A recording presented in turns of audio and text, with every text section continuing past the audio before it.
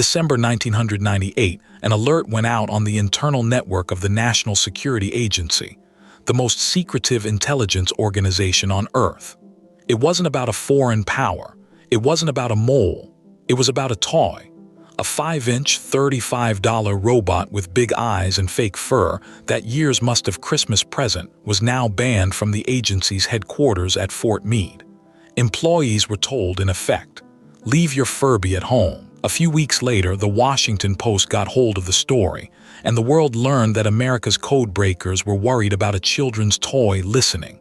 You've probably heard why. The Furby could record what it heard and repeat it later, a fuzzy little bug with batteries. That's the version that spread. It's close. It's just not exactly what happened. This is the story of the Furby, the fastest-selling toy in America, the spy scare that made it a legend, and the thing that actually made 40 million of them disappear. The Furby came out of nowhere, or more precisely out of two inventors, Dave Hampton and Caleb Chung, who wanted to build a pet that felt alive without a screen.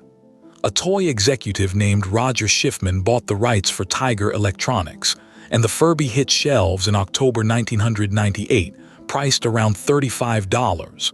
Then Christmas happened. Stores sold out in hours. Parents lined up before dawn. Resellers flipped the $35 toy for $100, sometimes several hundred. By the end of that first holiday season, 1.8 million Furbies had been sold by reported figures, and that was just the warm-up.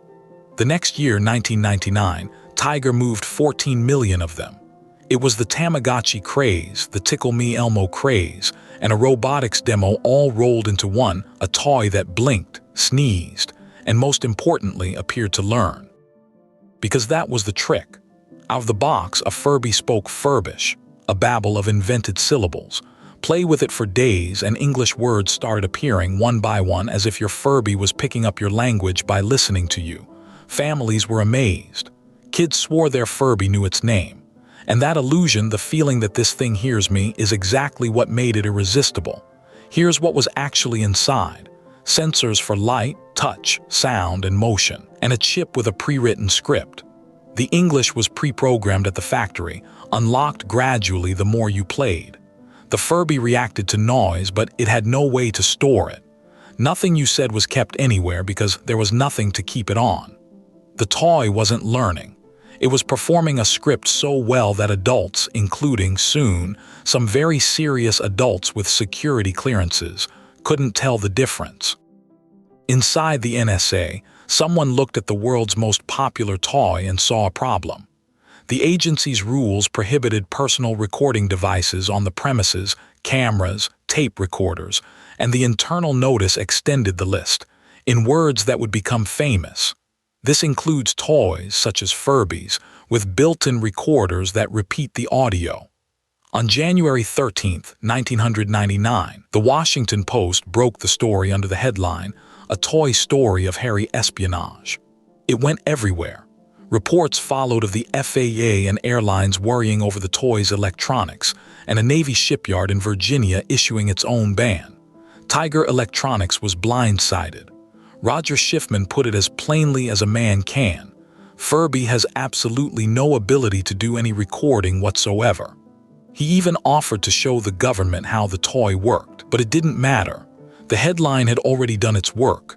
The Furby was now and forever the toy that spied on the NSA. So let's do what the headlines didn't. The Furby could not record.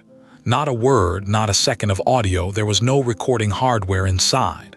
The NSA's notice wasn't the result of an agency teardown of the toy. It was a blanket security rule doing what blanket rules do, banning anything that even resembled a recorder. Cheap precaution, zero investigation. In 2024, the journalists at 404 Media finally obtained the NSA's internal Furby documents through a records request, and they showed an agency reacting to the toy's marketing, not to its circuitry. And yet the myth outlived everything. Ask people today what they remember about the Furby, and you'll hear it. That's the toy that recorded conversations, the toy the spies were afraid of. The correction never catches the legend. The legend is just a better story, a 5-inch furball defeating the NSA. Sound familiar? Every episode of this channel finds the same thing. The myth survives because the story is too good. Because here's the twist, the spy scare didn't hurt the Furby at all. 1999, the year of the ban, was its biggest year ever, 14 million units. What killed the Furby was something quieter and much more ordinary. First, saturation. After 40 million sales by reported figures, everyone who wanted a Furby had a Furby, and a Furby is not a toy you buy twice. Second, the surprise wore off. The magic was the illusion of learning, and illusions don't survive familiarity. Third, that's how fads work. They don't retire, they crash. Sales fell to 5 million across 2000 and 2001. In 2002, 4 years after launch, the original Furby was discontinued. No scandal, no ban. The fastest-selling toy in America vanished the way most crazes do, at the checkout line when everyone quietly stopped.